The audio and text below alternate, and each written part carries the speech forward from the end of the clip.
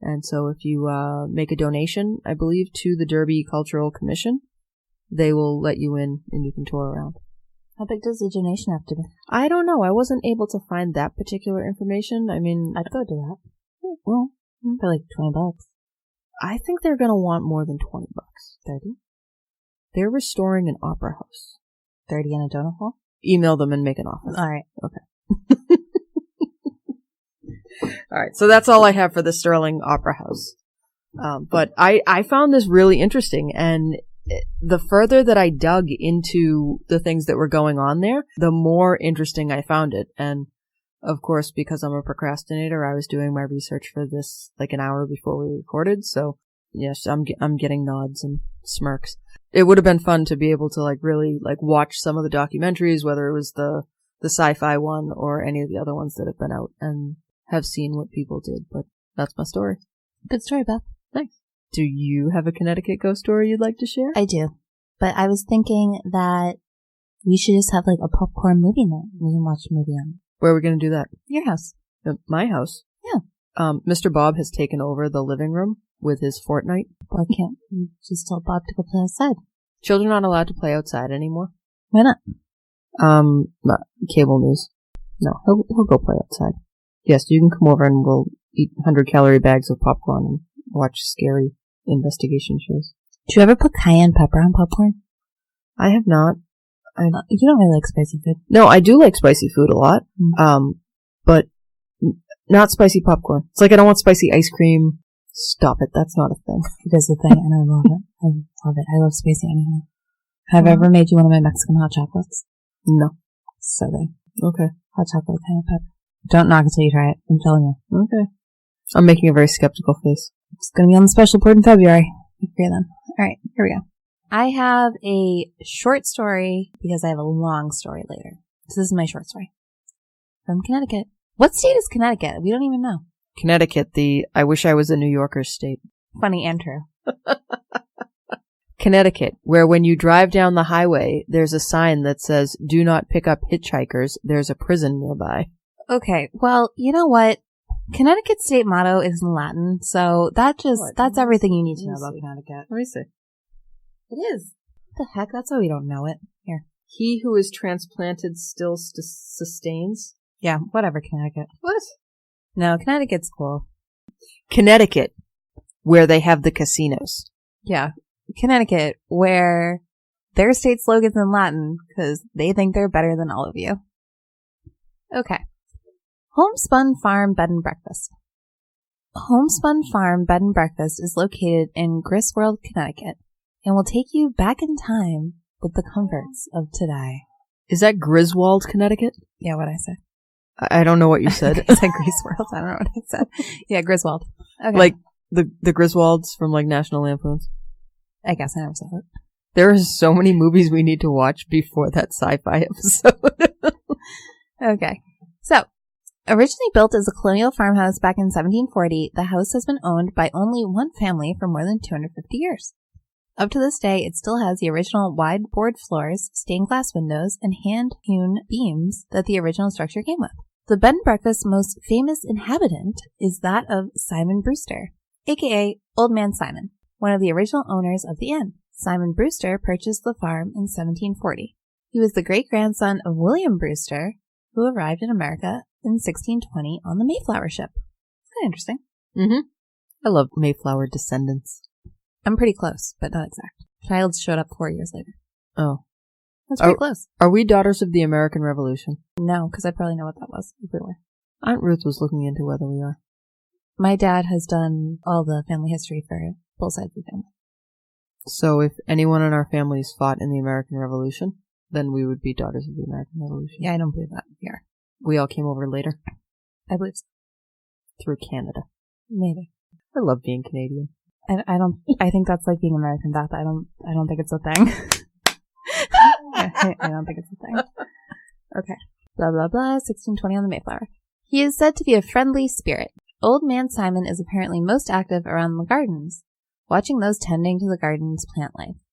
The present owners, Ron and Kate Bauer, have owned the inn for over 15 years and first came into contact with Simon's ghost when they began working the grounds on the property. The couple has reported experiences of Simon looking over them from the corner of their eyes. Kate first saw the figure of Simon when she was working the garden, but she didn't say anything to her husband, thinking it was only her imagination. That was until her husband reported seeing the same figure in the corner of his eye, and they both reported that they had the feeling of being supervised on how they were pruning. I hate it when you get judgmental ghosts. Yeah, they're the worst. The couple later described their sighting to a guest, who happened to be a relative of Old Man Simon. They described his features from what they could tell, and the guest later revealed a picture of Simon that matched their description perfectly. Bum, bum, bum. If you choose to stay in the Homespun Inn, which you actually can't because it recently closed, which is really sad. But I found something on Facebook that led me to believe it's probably opening again pretty soon. So keep an eye out. Okay. If you choose to stay at the Homespun Inn, you may also experience a feeling of being watched in the house. The walking of ghostly footsteps on the stairs in the middle of the night. It's understood that this could be Mrs. Brewer, Old Man Simon's wife. Duh! It's important to note the spirits are friendly and not likely to scare you intentionally. The end. Friendly but judgmental. Passive-aggressive. Connecticut. Let's say they're... Wow. Even the ghosts in Connecticut are passive-aggressive. Ugh. They're probably tall and skinny, too. They probably make a lot of money. Ugh. Ugh. No, Connecticut's cool. People in Connecticut are cool. You ready? Yeah, let's go. All right. Next story. Next story. Moving on to the Union Cemetery in Easton, Connecticut. So the Union Cemetery is actually right down the street from where our good friends Ed and Loraine Warren used to live. So they have actually been there multiple times, and they claim to have gotten video evidence of the woman that haunts the cemetery. So the Union Cemetery dates back to the 1700s, and there are stones from people who were buried then. And the main ghost, the main star of the Union Cemetery, is the White Lady. So we have a lady in white story. She appears in a white nightgown or wedding dress and wanders between the gravestones. So that's one of the ways that people see her. She'll be walking among the gravestones, or sometimes she'll be sitting on a headstone, or just kind of looking sad. And she also has a bit of a sense of humor. Oh, I like that. So in addition to just kind of sitting in the cemetery, she also has been known to walk out onto the street that runs by the cemetery. It's like Route 59 or something, and jump out in front of cars. Uh-oh. So there are... That's not funny at all. Well, there are a lot of reports of people driving their cars or trucks down the road, and she comes out of nowhere, and she's suddenly right in front of them, and so they slam on the brakes, but they can't stop in time, and they hit her, and by the time they stop and get out and look, she's gone. It's not funny. That's scary. Well, it's like her sense of humor. I don't know. So there are a couple of theories about who the lady in white might be. The first is that she might be this woman, Harriet Seeley, who had a son who predeceased her. And so there's some idea that she's walking around looking for her son.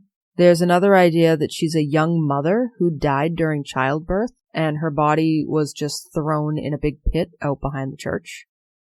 Oh my gosh. Yeah. Oh my gosh. It happens. And then there's another theory that she is a woman who murdered her husband, and then in turn she was killed by the townspeople. And so she's just kind of wandering around the cemeteries. So in 1993, there was an off-duty fireman in Easton who claimed that his truck was dented when she jumped out in front of him as he drove down the road.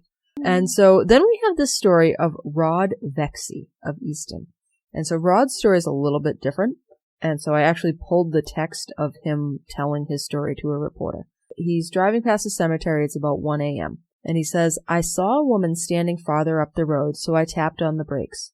As I tapped on the brakes, I felt something touch me. I looked over, and there was a gentleman sitting in my seat," Vesey said. "She raised her hand up, and what I remember the most was her hand got very large.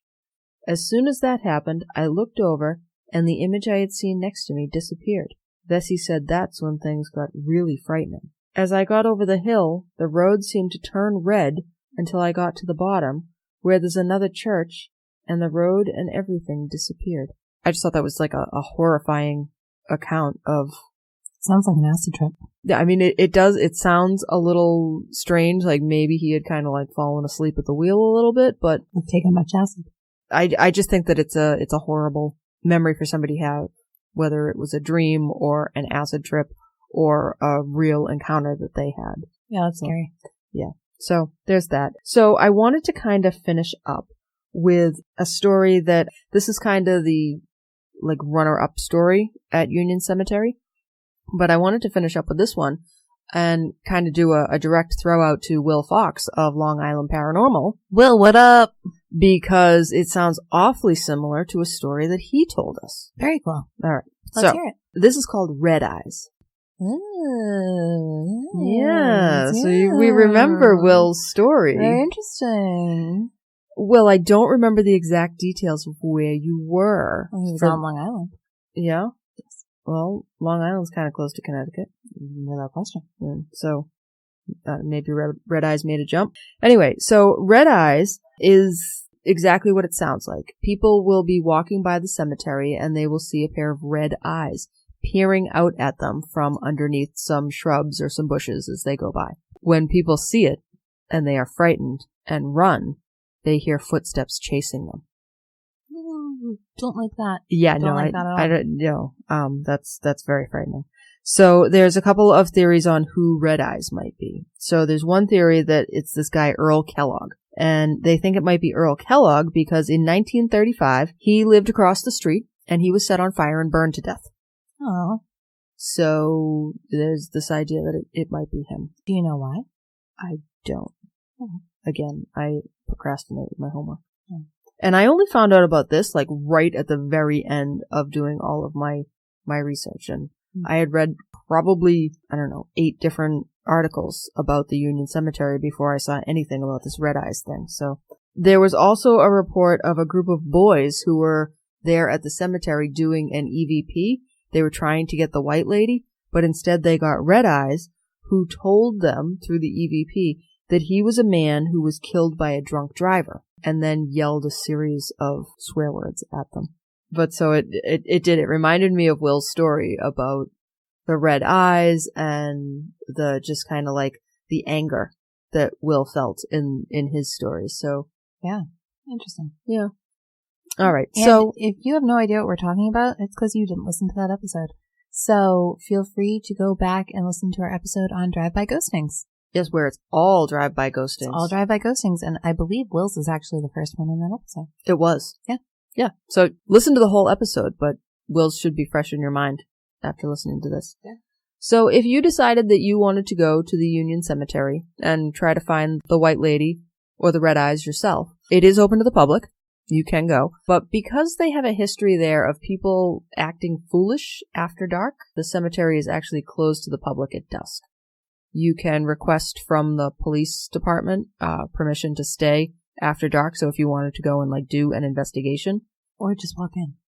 Well, no, they arrest people for trespassing if you're in there after dark without permission. I'm not going to recommend that anyone do anything that's going to get them arrested for trespassing. So my recommendation, as Amelia rolls her eyes, is if you would like to go in there after dark, you should just request permission from the police station and basically just let them know that you're going to be there. And my recommendation is it's easier to ask for forgiveness than it is for permission. Well, by all means, call Amelia for bail money. Make sure you tell your lawyer that she suggested you do that.